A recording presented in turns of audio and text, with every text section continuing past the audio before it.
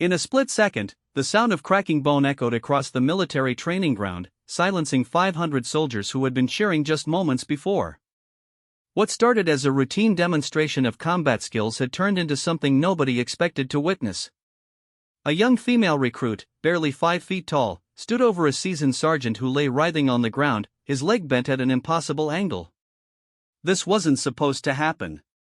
She wasn't supposed to fight back. But, sometimes, when pushed too far, even the quietest person can become a force of nature. This is the true story of how one moment of violence revealed years of hidden abuse, corruption, and the incredible strength of a woman who refused to be broken. The aftermath would shake the military base to its core, expose a network of bullies in uniform, and prove that sometimes justice comes not from the courtroom, but from a perfectly executed defensive move that nobody saw coming. What happened in those crucial seconds? How did a shy recruit become a legend among soldiers? And what dark secrets were hiding behind the polished medals and morning drills? The truth is more shocking than anyone could imagine. The morning sun cast long shadows across Fort Harrison's training ground as Private Sarah Chen adjusted her helmet for the third time. At 22 years old, she stood barely 5 feet tall among her fellow recruits, most of whom towered over her small frame. Her dark hair was pulled back in regulation style, and her uniform hung slightly loose on her petite build. To anyone watching, she appeared to be just another nervous recruit trying to survive basic training. Sarah had joined the army 6 months ago, not out of some burning desire to serve her country, but because she needed an escape. Growing up in a small town in Ohio, she had lived with her grandmother after her parents died in a car accident when she was 16. Her grandmother passed away just after Sarah's 21st birthday, leaving her completely alone in the world. The army offered structure, purpose, and, most importantly, a family of sorts. What nobody knew about Sarah was her background. Her grandmother had been a martial arts instructor who owned a small dojo in their town.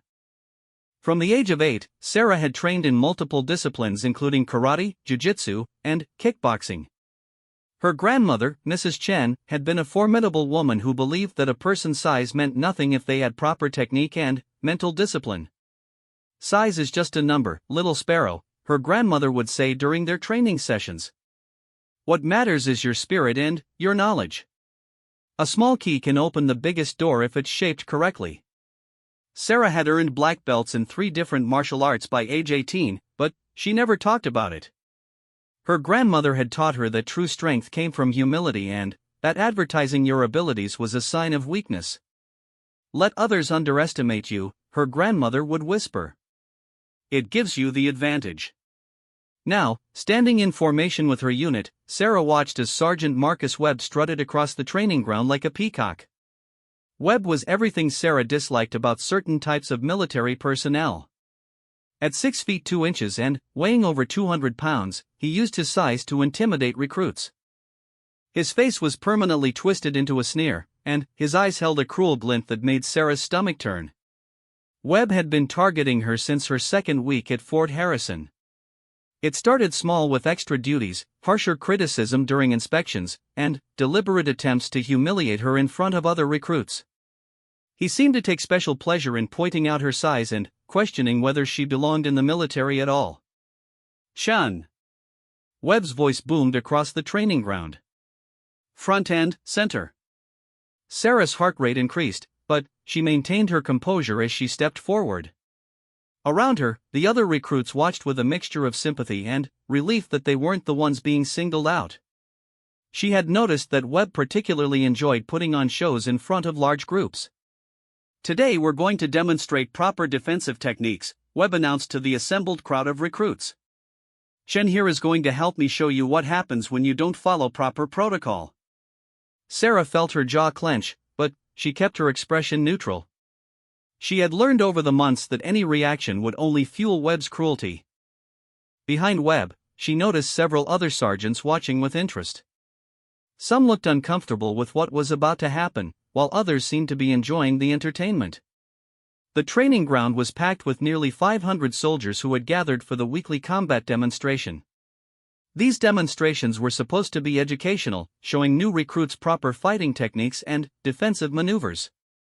However, under Webb's leadership, they had become something darker, opportunities for him to humiliate recruits he didn't like. The most important thing in hand-to-hand combat, Webb continued, circling around Sarah like a predator, is to know your limitations. Some people just aren't cut out for this kind of work. His eyes fixed on Sarah with obvious malice.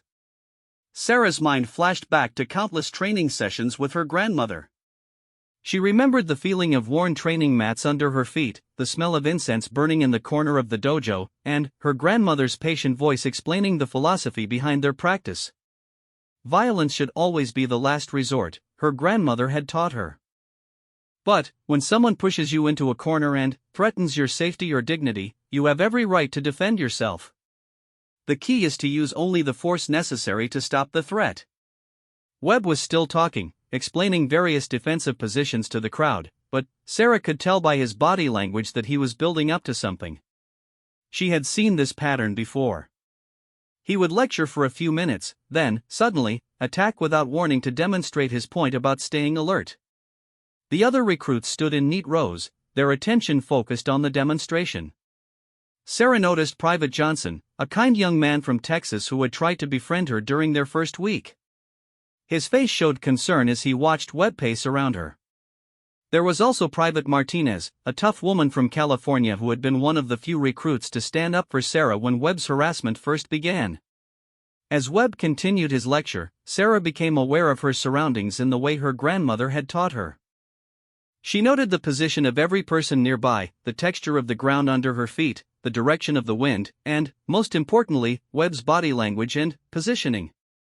Years of training had made these observations automatic.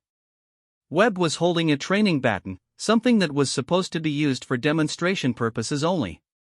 Sarah had seen him use it before on other recruits, always claiming it was for their own educational benefit. The bruises he left told a different story.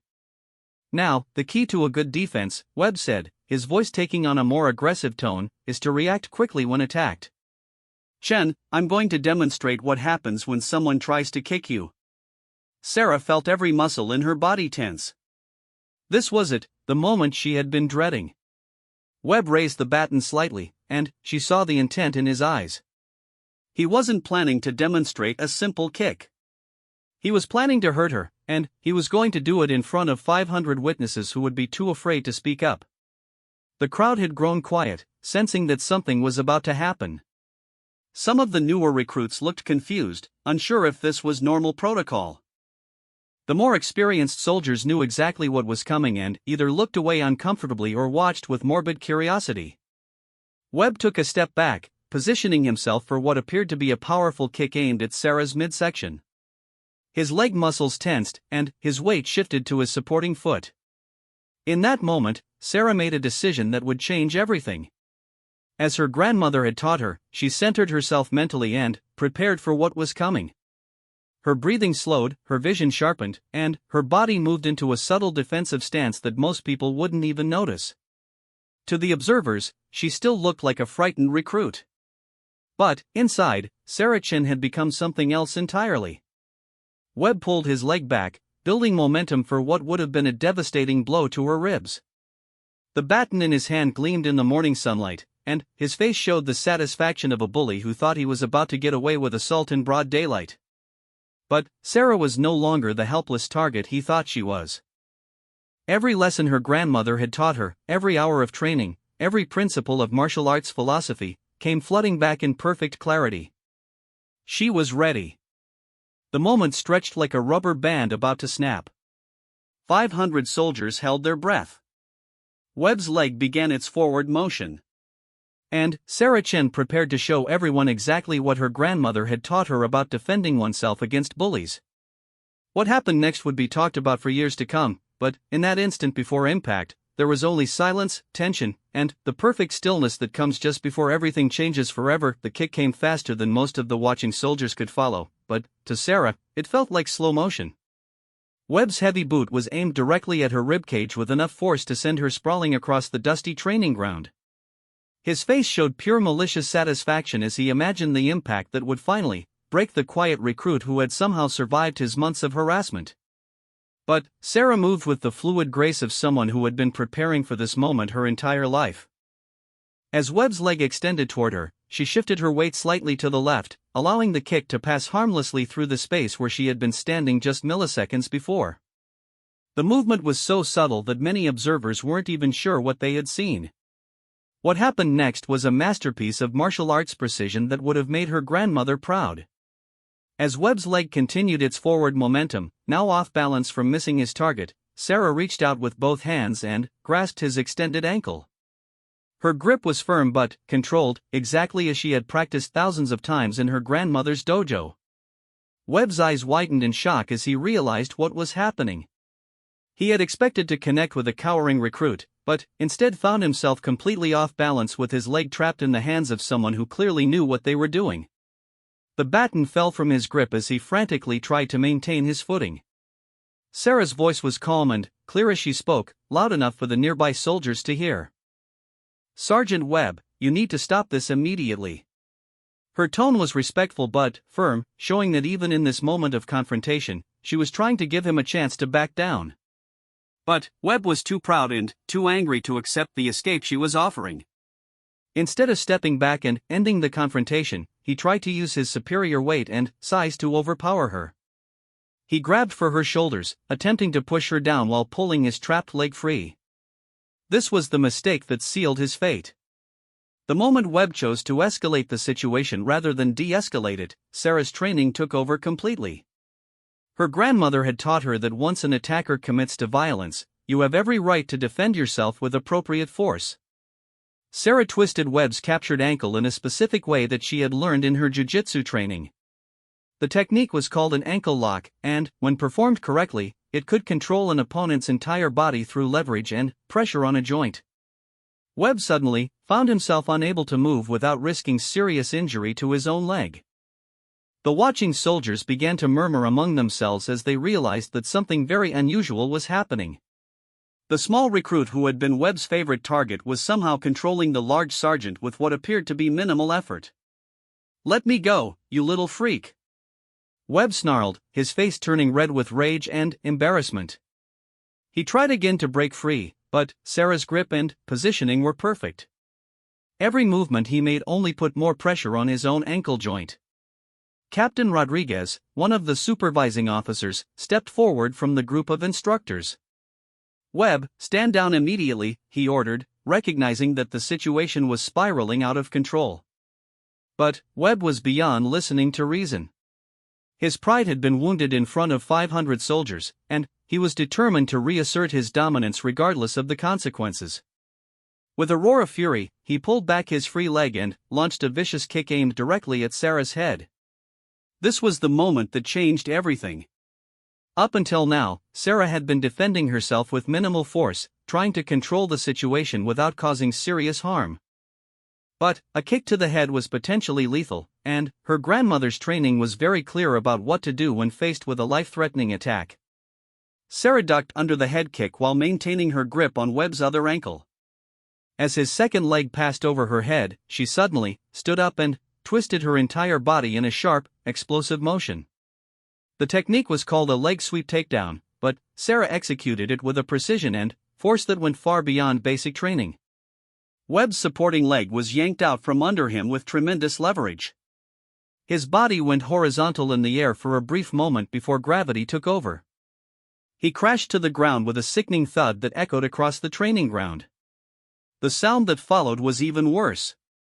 As Webb's leg twisted during the fall, still held in Sarah's controlled grip, there was a sharp crack that made several soldiers wince and look away.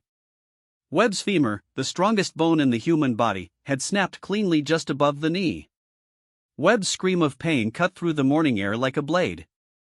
He clutched at his shattered leg while rolling on the ground, his face contorted in agony.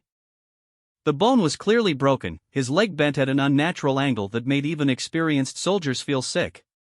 Sarah immediately released her grip and stepped back, her hands raised in a non-threatening position. Her breathing was controlled, her stance was balanced, and her expression showed concern rather than satisfaction. She had defended herself successfully, but she took no joy in Webb's injury. "Medic!"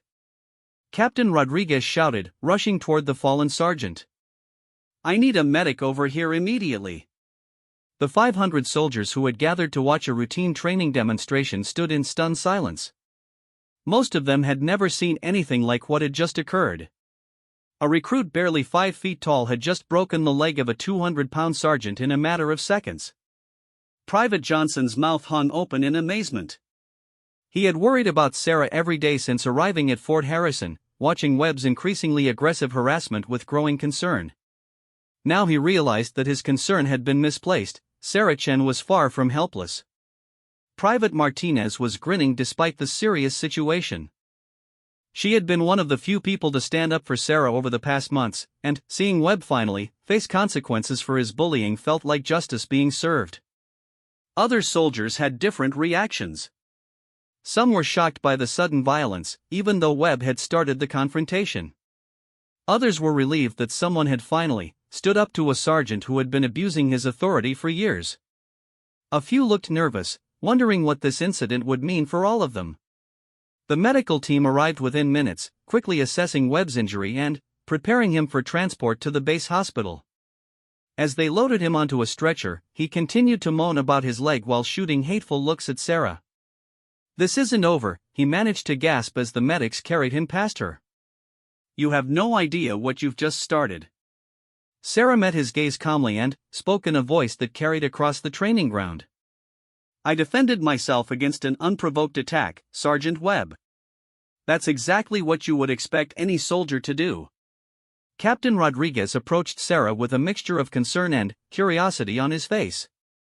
He was a fair man who had been uncomfortable with Webb's teaching methods for some time, but he had never been able to prove that anything inappropriate was happening. "Private Chen," he said carefully, "I'm going to need you to come with me for questioning. This incident will need to be thoroughly investigated." Sarah nodded respectfully. "Of course, sir. I'm ready to answer any questions about what happened here." As the crowd of soldiers slowly dispersed, many of them continued to stare at Sarah with new understanding. The quiet recruit who had endured months of abuse without complaint had just demonstrated skills that most of them could barely comprehend. Word of the incident began to spread throughout Fort Harrison almost immediately. Soldiers who hadn't witnessed the confrontation firsthand heard detailed accounts from those who had. With each retelling, the story grew more dramatic, but the core facts remained the same. Sarah Chen had defended herself against Sergeant Webb, and Webb had paid for his aggression with a broken leg. What none of them realized yet was that this incident was just the beginning. Webb's promise that this isn't over would prove to be more accurate than anyone imagined. The broken leg was only the first crack in a wall that had been hiding years of corruption, abuse, and cover-ups at Fort Harrison. Sarah walked toward the administrative building with Captain Rodriguez, her mind already preparing for the questions she would face. She had acted in self-defense, and she had witnesses to prove it. But she also knew that what had just happened would have consequences that went far beyond a single training exercise.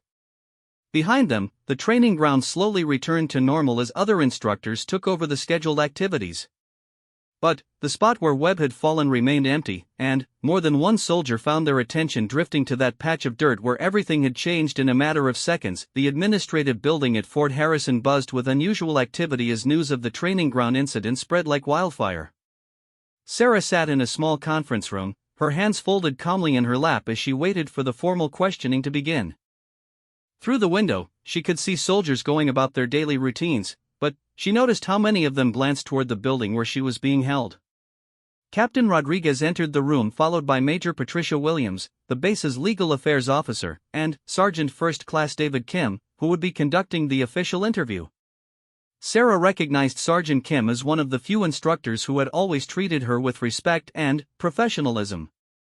"Private Chen," Major Williams began, settling into a chair across from Sarah, "you're not under arrest, but you are being questioned about a serious incident that resulted in injury to a superior officer. You have the right to have legal representation present if you wish." Sarah considered this for a moment before responding. "Ma'am, I don't feel I need a lawyer at this time. I acted in self-defense, and I'm confident that the facts will support my actions." Sergeant Kim activated a digital recorder and stated the date, time, and participants present for the interview. His manner was professional but not hostile, which Sarah appreciated given the circumstances. Private Chen, please tell us in your own words exactly what happened during this morning's training demonstration, Major Williams requested. Sarah took a breath and began her account, speaking clearly and factually. She described Webb's pattern of harassment over the previous months, his aggressive behavior during the demonstration, and the sequence of events that led to his injury. She was careful to stick to observable facts rather than her interpretations of Webb's motivations. Sergeant Webb announced that he was going to demonstrate proper defensive techniques, Sarah explained. He positioned me in front of the assembled troops and began lecturing about knowing your limitations. His body language and positioning made it clear that he was preparing to attack me as part of his demonstration. Did you feel that your safety was in danger? Sergeant Kim asked. Yes, Sergeant. Based on Sergeant Webb's previous behavior toward me and his positioning with the training baton, I believed he intended to cause me physical harm. When he attempted to kick me with significant force, I defended myself using techniques I learned before joining the military. This was the moment Sarah had been waiting for. Major Williams leaned forward with obvious interest. What kind of training did you receive before enlisting, Private Chen? My grandmother was a martial arts instructor, ma'am. I trained in her dojo from childhood through high school, earning black belts in karate, jiu-jitsu, and kickboxing. However, I've never advertised this background because my grandmother taught me that humility was more important than recognition. The three officers exchanged glances. This information explained a lot about what they had witnessed, but it also raised new questions about why Sarah had never mentioned her martial arts background during her military processing. Why didn't you include this information in your military records? Captain Rodriguez asked. Sir, the enlistment forms asked about previous military training, not civilian martial arts instruction. I answered all questions honestly, but I didn't think my grandmother's dojo lessons were relevant to my military service. Sergeant Kim consulted his notes before continuing. Multiple witnesses report that you had Sergeant Webb's ankle secured before he attempted to kick you in the head. Can you explain that sequence of events? Sarah nodded. Sergeant Webb's initial kick was aimed at my midsection with enough force to cause significant injury. I avoided the kick and secured his leg to control the situation and prevent further attacks. At that point, I asked him to stop the confrontation. He could have ended the situation safely by stepping back. But he escalated instead? Major Williams prompted. Yes, ma'am. He grabbed at me and tried to use his weight to overpower my position. When that failed, he attempted to kick me in the head. That's when I executed the takedown that resulted in his injury. The room fell quiet as the officers processed this information. The sequence of events Sarah described painted a picture of progressive self-defense rather than an unprovoked attack on a superior officer. Private Chen, Major Williams said carefully, you're describing a level of combat skill that goes far beyond basic military training. Why haven't you pursued advanced combat roles for special forces training? Sarah's response surprised them all. Ma'am, my grandmother taught me that martial arts should be used for protection and self-improvement, not aggression. I joined the army to serve my country and gain structure in my life, not to fight. I would have been perfectly content to complete my service without ever using these skills. Captain Rodriguez had been taking notes throughout the interview. Now he looked up with a concerned expression. Private Chen, you mentioned a pattern of harassment from Sergeant Webb. Can you provide specific examples? This was the question Sarah had been dreading, not because she was afraid to answer, but because she knew her response would likely trigger a much larger investigation. She took a moment to organize her thoughts before speaking. Sergeant Webb has been targeting me since my second week at Fort Harrison. It started with extra duties and harsher criticism during inspections. He would often make comments about my size and whether I belonged in the military. Over time, his behavior became more aggressive. Can you provide specific incidents? Sergeant Kim pressed. Sarah detailed several instances of Webb's harassment, including times when he had deliberately assigned her dangerous tasks without proper supervision, made inappropriate comments about her physical appearance, and used his authority to humiliate her in front of other recruits. As she spoke, she noticed the three officers becoming increasingly uncomfortable. Did you report any of this behavior through proper channels? Major Williams asked. No, ma'am. My grandmother taught me to handle difficulties on my own when possible. I also observed that other recruits who complained about Sergeant Webb's treatment often found their situations becoming worse rather than better. This admission hung in the air like a bomb waiting to explode. Captain Rodriguez exchanged a meaningful look with Major Williams, and Sarah could see that her words had confirmed suspicions they had already harbored about Webb's conduct. Private Chen, Major Williams said slowly, are you suggesting that complaints about Sergeant Webb have been ignored or suppressed? I can only speak to what I've observed, ma'am. Several recruits have mentioned attempts to report inappropriate behavior from various instructors, but I haven't seen any changes result from those reports. At that moment, there was a knock on the conference room door. A young corporal entered and whispered something to Captain Rodriguez, who frowned deeply before nodding. Private Chen, please wait here for a moment, Captain Rodriguez said, standing along with the other officers.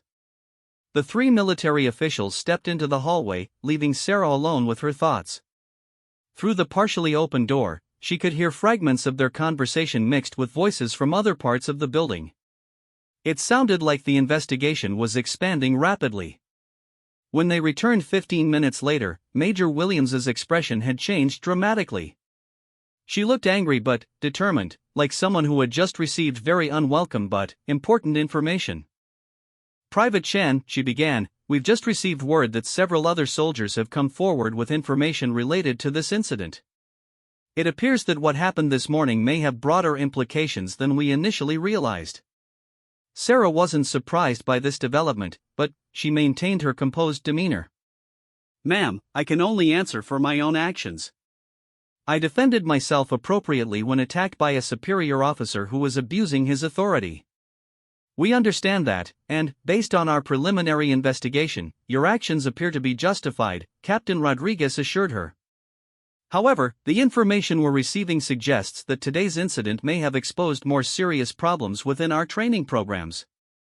Sergeant Kim consulted his notes before addressing Sarah again. Private Chen, we may need to speak with you again as this investigation continues. For now, you're being reassigned to administrative duties pending the completion of our inquiry. This is standard procedure and should not be interpreted as disciplinary action. I understand, Sergeant. Major Williams stood and gathered her papers. Private Chen, I want you to know that the military takes allegations of instructor misconduct very seriously. If what you've described is accurate, there will be consequences for those responsible. As Sarah was escorted back to her barracks, she noticed increased activity throughout the base. Military police vehicles were parked outside several buildings, and she saw officers she didn't recognize conducting interviews with various personnel. Word of her confrontation with Webb had spread throughout Fort Harrison by dinner time. In the mess hall, conversation stopped when she entered, and she could feel hundreds of eyes following her as she moved through the serving line. Some looks were admiring, others were curious, and a few were hostile. Private Johnson caught up with her at a corner table where she had chosen to sit alone. Sarah, he said quietly, I just wanted you to know that a bunch of us have been talking to the investigators. We're telling them everything we've seen over the past few months. Sarah looked around the mess hall and noticed several recruits watching their conversation with interest. Be careful, Johnson. Make sure you're only reporting facts, not opinions. We are, he assured her. But, Sarah, some of the stuff that's coming out, it's worse than just Webb. There are other instructors involved, and, apparently this has been going on for years. Before Sarah could respond, Private Martinez joined them at the table. Her expression was grim but determined. Chen, you need to know that breaking Webb's leg was just the beginning. The investigators are finding evidence of a whole network of instructors who've been abusing recruits. Your actions this morning opened a door that some people really wanted to keep closed. Sarah absorbed this information while finishing her dinner.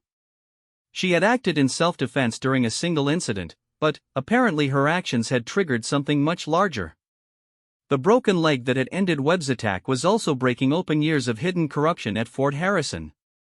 As she walked back to her barracks that evening, Sarah reflected on her grandmother's teachings about the ripple effects of standing up to bullies.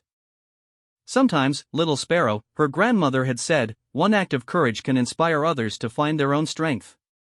The next few days would test that philosophy in ways Sarah had never imagined. 3 days after the training ground incident, Fort Harrison was barely recognizable. Military investigators from the Inspector General's office had arrived in force, conducting interviews around the clock and examining records that hadn't been scrutinized in years.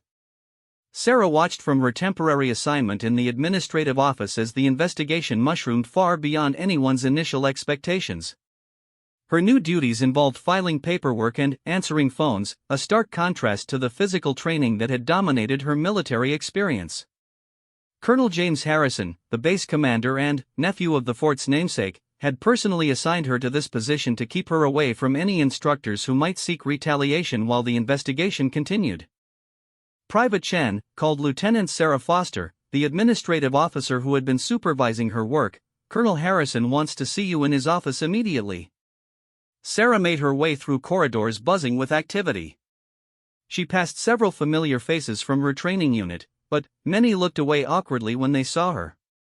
The incident had created clear divisions among the soldiers. Some viewed her as a hero who had finally stood up to abusive instructors, while others saw her as a troublemaker who had disrupted the established order. Colonel Harrison's office was imposing, with walls lined with military memorabilia and commendations from his 30-year career. The man himself was in his late 50s, with graying hair and the bearing of someone who had commanded respect for decades. When Sarah entered, she noticed two other people present, Major Williams and a woman in civilian clothes who she didn't recognize. "Private Chen, please have a seat," Colonel Harrison said, his tone serious but not hostile. "I'd like you to meet Special Agent Rebecca Carter from the Army Criminal Investigation Command. She's leading the expanded investigation into instructor conduct at Fort Harrison." Agent Carter was a sharp-eyed woman in her 40s who studied Sarah with the intensity of someone trained to read people for a living. When she spoke, her voice carried authority that transcended military rank. "Private Chen, your actions 3 days ago have triggered one of the most significant investigations into training misconduct in recent Army history. What started as a simple case of self-defense has uncovered evidence of systematic abuse, cover-ups, and corruption that appears to have been ongoing for several years." Sarah maintained her composed demeanor, but internally she felt a mixture of vindication and concern. "Ma'am, I only defended myself when attacked. I had no knowledge of any broader misconduct." "We believe that," Agent Carter assured her, "but your willingness to stand up to Sergeant Webb has encouraged others to come forward with their own experiences. In the past 3 days, we've received over 40 formal complaints against various instructors, and we've uncovered evidence of financial irregularities, falsified training records, and systematic harassment of recruits." Colonel Harrison leaned forward in his chair, his expression grim. "Private Chen, I need you to understand the gravity of what we're dealing with. Sergeant Webb wasn't operating alone. We've identified at least 6 instructors who appear to have been participating in what can only be described as organized abuse of recruits under their command." Major Williams opened a thick folder and consulted her notes.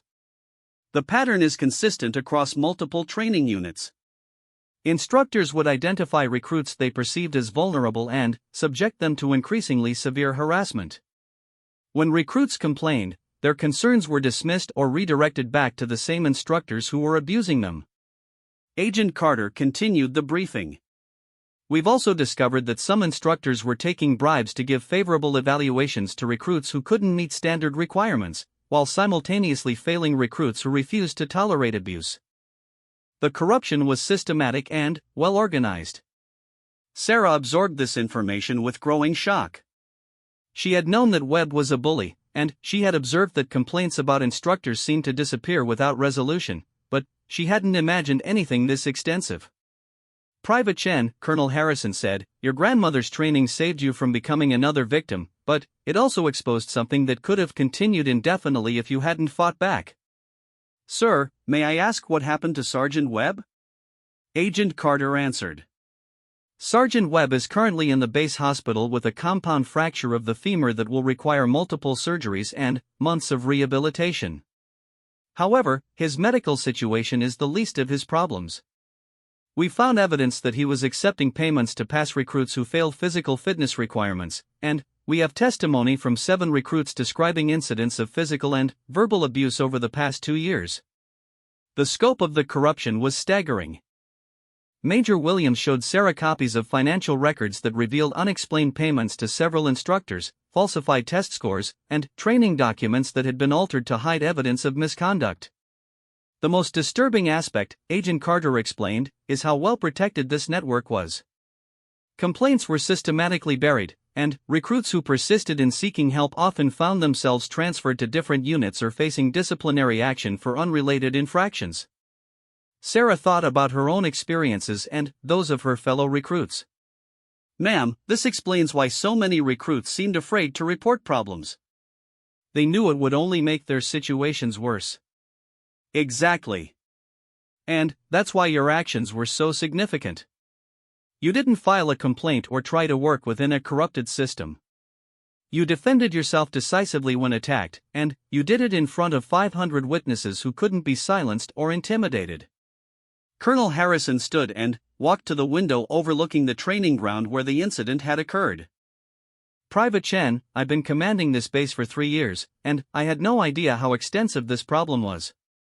These instructors were careful to avoid detection, and they created an environment where victims were afraid to speak up."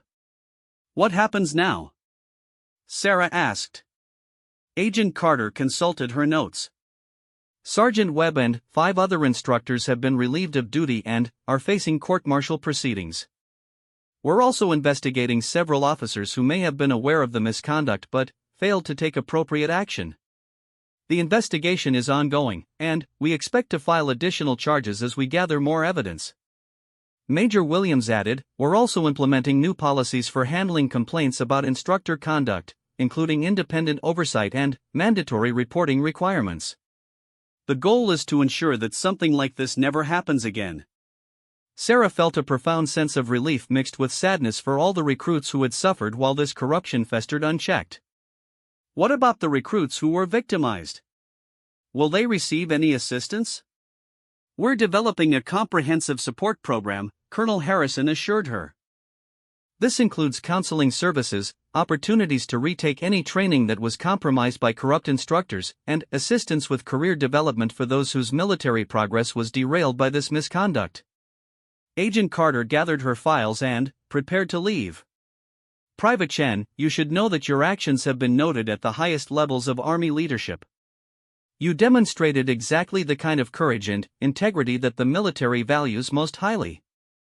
After Agent Carter left, Colonel Harrison asked Sarah to remain for a few more minutes. Major Williams also stayed, and both officers looked at Sarah with expressions of curiosity mixed with respect.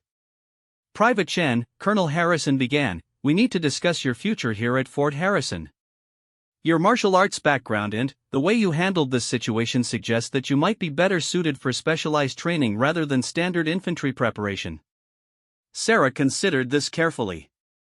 "Sir, I appreciate the recognition, but I joined the Army to serve my country, not to showcase my fighting abilities. My grandmother taught me that martial arts should be used for protection, not advancement." Major Williams smiled at this response. "Private Chen, protecting people is exactly what we're talking about. We'd like to recommend you for military police training, with a focus on investigating instructor misconduct and protecting recruits from abuse." The irony wasn't lost on Sarah. Her decision to defend herself against a corrupt sergeant had led to uncovering a network of abuse that had victimized countless recruits. Now she was being offered the chance to help ensure that other vulnerable soldiers wouldn't face similar treatment. "I'd be honored to serve in that capacity, ma'am." As she walked back to her temporary assignment, Sarah reflected on how dramatically her life had changed in just 3 days. The quiet recruit who had tried to avoid attention was now at the center of one of the biggest military scandals in years. But, more importantly, her actions had given voice to dozens of recruits who had suffered in silence. That evening in the mess hall, she noticed a significant change in the atmosphere. Conversations were more open, recruits seemed more relaxed, and several people approached her to express their gratitude for standing up to Webb and exposing the corruption that had plagued Fort Harrison. Private Johnson sat down across from her with a wide grin. Sarah, you're not going to believe what happened today. 3 more instructors got arrested, and they're saying the investigation might expand to other bases. You've started something huge. Private Martinez joined them, her expression serious but satisfied. Chen, I heard they're offering you specialized training. You're going to help make sure this never happens again, aren't you? Sarah looked around the mess hall at the faces of her fellow recruits. Many of them looked more hopeful than they had in months. The fear and tension that had characterized daily life at Fort Harrison was beginning to lift as the corrupt instructors were removed from their positions of power. I'm going to do whatever I can to help, she replied. My grandmother always said that with strength comes responsibility. If I can use what she taught me to protect other people, then that's exactly what I should do. The broken leg that had ended Webb's attack had indeed broken much more than bone. It had shattered a network of corruption and abuse that had operated with impunity for years. But, more than that, it had proven that sometimes one person's courage to stand up to a bully can inspire systemic change that protects countless others. As Sarah finished her dinner and prepared for another day of testimony and investigation, she felt her grandmother's presence strongly. The lessons learned in a small dojo in Ohio were continuing to ripple outward, touching lives that Mrs. Chen could never have imagined when she taught her granddaughter that true strength comes from protecting those who cannot protect themselves. 6 months after the training ground incident that changed everything, Staff Sergeant Sarah Chen walked across the same patch of dirt where she had broken Marcus Webb's leg and exposed a network of corruption that had infected Fort Harrison for years. She wore the distinctive uniform of a military police investigator, with newly earned sergeant stripes that reflected both her specialized training and her crucial role in reforming the base's training programs. The transformation of Fort Harrison had been remarkable. The investigation that began with Sarah's act of self-defense had ultimately led to the court-martial of 12 instructors, the transfer of several officers, and the implementation of comprehensive reforms that were being studied and adopted at military installations across the country. Sarah's new role as head of the Recruit Protection Unit put her at the center of these changes. Her office was located in the same administrative building where she had been questioned after the incident, but now she was the one conducting interviews and investigating complaints. The irony wasn't lost on her that defending herself against one corrupt instructor had led to a career dedicated to protecting other soldiers from similar abuse. Sergeant Chan called Corporal James Mitchell, a young military police officer who had recently been assigned to her unit. We've got 3 new complaints to investigate, and Colonel Harrison wants to see your monthly report on the new safety protocols. Sarah reviewed the files that Mitchell handed her. Each complaint was being taken seriously and investigated thoroughly, a stark contrast to the old system where concerns had been routinely dismissed or buried. The new protocol she had helped develop ensured that every allegation received independent investigation and that no instructor could retaliate against recruits who filed complaints. The monthly statistics told an encouraging story. Complaints about instructor misconduct had initially spiked as recruits gained confidence that their concerns would be addressed, but they were now declining as problematic instructors were removed and new standards of conduct were enforced. More importantly, recruit satisfaction scores and training completion rates had improved significantly since the reforms were implemented. Sarah's phone rang, interrupting her review of the files. The caller was Dr. Patricia Santos, a military psychologist who had become a close colleague during the reform process. Sarah, Dr. Santos said, I wanted to give you an update on Marcus Webb. His court-martial concluded yesterday, and he received a dishonorable discharge along with 2 years in military prison.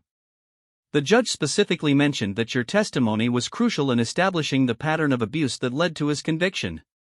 Sarah felt a complex mixture of emotions about Webb's fate. She took no pleasure in his downfall, but she was satisfied that justice had been served and that he would never again be in a position to abuse recruits under his command. What about the other instructors? Sarah asked. 7 received dishonorable discharges, 3 were reduced in rank and transferred to non-training positions, and 2 received written reprimands but were allowed to remain in service after completing extensive retraining programs. The message has been sent very clearly that this kind of conduct will not be tolerated. After ending the call, Sarah walked to the window and looked out at the training ground where new recruits were practicing defensive techniques under the supervision of carefully vetted instructors. The atmosphere was completely different from what she remembered from her own training. The new instructors were professional, supportive, and focused on helping recruits develop their skills rather than finding opportunities to humiliate them. Her thoughts were interrupted by a knock on her office door. Private Lisa Zhang, a recruit who had recently filed a complaint about inappropriate conduct from an instructor, entered with a nervous expression. "Sergeant Chen, I wanted to thank you for taking my complaint seriously. I know that other recruits have told you about how things used to be here, and I'm grateful that I don't have to face what they went through." Sarah gestured for Zhang to sit down. Despite her promotion and new responsibilities, she made it a point to be accessible to any recruit who needed assistance. "How is your training going now that Sergeant Miller has been transferred?" "Much better, ma'am. My new instructor actually wants to help me improve rather than just finding ways to make me fail. I feel like I'm finally getting the training I signed up for when I joined the Army." Zhang's experience reflected a broader transformation at Fort Harrison. The new instructor vetting process included extensive background checks, psychological evaluations, and ongoing monitoring to ensure that only suitable personnel were placed in training positions. Additionally, all instructors now received mandatory training on appropriate conduct and recognizing signs of abuse. After Zhang left, Sarah returned to reviewing her monthly report for Colonel Harrison. The document detailed not just the investigation statistics, but also the broader cultural changes that had occurred at the base. Recruit retention rates had improved, training scores had increased, and, most importantly, surveys showed that soldiers felt safe and supported in their training environment. The report also outlined the expansion of the Recruit Protection Unit's mission. Sarah's team was now consulted by other military installations that wanted to implement similar reforms, and she regularly traveled to provide training and guidance on creating safe training environments. That afternoon, Sarah attended a ceremony recognizing the graduates of the latest basic training cycle. As she watched the newly qualified soldiers receive their certificates, she thought about how different their experience had been from her own. They had received rigorous, professional training without the fear and humiliation that had characterized the old system. Colonel Harrison approached her during the reception that followed the ceremony. "Sergeant Chen, I wanted you to know that your reforms here at Fort Harrison have attracted attention at the Pentagon. There's talk of implementing similar programs at installations throughout the Army." Sarah felt a deep sense of satisfaction at this news. The lessons her grandmother had taught her about protecting those who couldn't protect themselves were now influencing military training policy on a national scale. "Sir, I'm honored to be part of these changes. My grandmother always taught me that one person's courage could inspire others to find their own strength." Colonel Harrison nodded thoughtfully. "Your grandmother was wise. What started as one recruit defending herself has become a model for protecting all recruits from abuse. The ripple effects of that morning on the training ground are still spreading." That evening, Sarah walked alone across the base, reflecting on the journey that had brought her to this point. The training ground where she had broken Webb's leg now hosted evening recreational activities for off-duty soldiers. The atmosphere was relaxed and friendly, a far cry from the tension and fear that had once characterized Fort Harrison.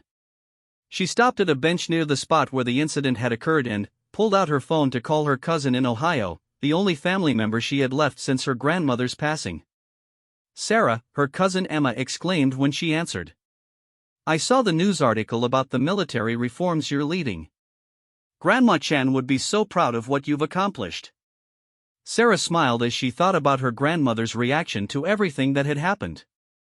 "I think she would be pleased that her lessons about standing up to bullies ended up protecting so many people. The article said that your reforms are being implemented at bases across the country. Do you realize how many soldiers you're helping?" Sarah did realize, and the magnitude of it sometimes overwhelmed her. What had started as a moment of self-defense had evolved into a career dedicated to ensuring that military training was both effective and humane. The techniques her grandmother had taught her for protecting herself were now being used to protect thousands of other soldiers from abuse. As she ended the call and prepared to return to her quarters, Sarah noticed a group of new recruits walking past. They were laughing and talking among themselves with the easy camaraderie of people who felt safe and supported in their environment. None of them would ever know how different their experience might have been if not for the events of 6 months ago. The broken leg that had ended Marcus Webb's career as an abusive instructor had healed poorly, leaving him with a permanent limp that would remind him daily of the consequences of his actions. But the other fractures caused by that moment, the breaking open of corruption, the shattering of a culture of abuse, and the crack in a system that had protected bullies, had healed into something stronger and better. Sarah's grandmother had often spoken about the butterfly effect, how small actions could have enormous consequences that rippled outward in ways that the original actor could never predict. A young woman learning martial arts in a small Ohio dojo could never have imagined that her techniques would one day transform military training practices across the entire United States Army. As Sarah walked back to her quarters, she carried with her the knowledge that her grandmother's teachings continued to protect and inspire people she would never meet. The quiet recruit who had simply wanted to serve her country had become a force for positive change that would benefit generations of soldiers to come. The incident that had lasted only seconds on a dusty training ground had created a legacy that would endure for decades. Sometimes, as her grandmother had always said, all it takes is one person willing to stand up to a bully to change everything. In the distance, the lights of Fort Harrison twinkled peacefully in the gathering darkness, illuminating a base where recruits could now train without fear, where instructors were held to the highest standards of professionalism, and where Sarah Chen's example continued to inspire others to find the courage to do what was right. The story that had begun with a broken leg had become a testament to the power of individual courage to create systemic change. And, in the quiet moments before sleep, Sarah could almost hear her grandmother's voice whispering with pride, "Well done, little sparrow. Well done."